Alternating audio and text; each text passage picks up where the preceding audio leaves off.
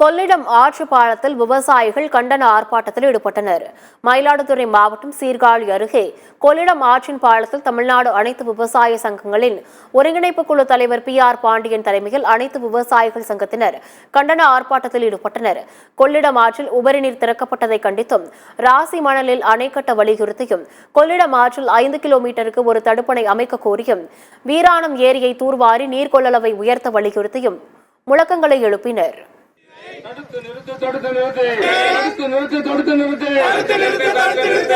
மணல் அணைக்கட்ட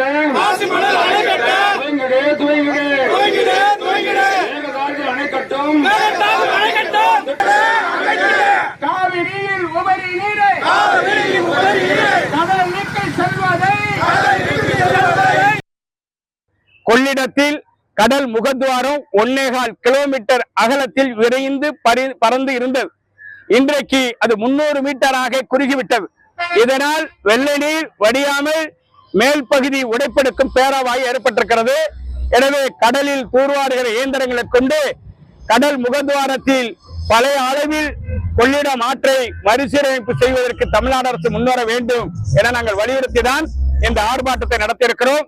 உடனடியாக அரசு தீர்வு காணுவதற்கு முயற்சி எடுக்க வேண்டும். மறுக்கும் பட்சத்தில் ஒட்டுமொத்தமாக விவசாயிகளை திரட்டி மிகப்பெரிய போராட்டத்தை நாங்கள் தீவிரப்படுத்த இருக்கிறோம்.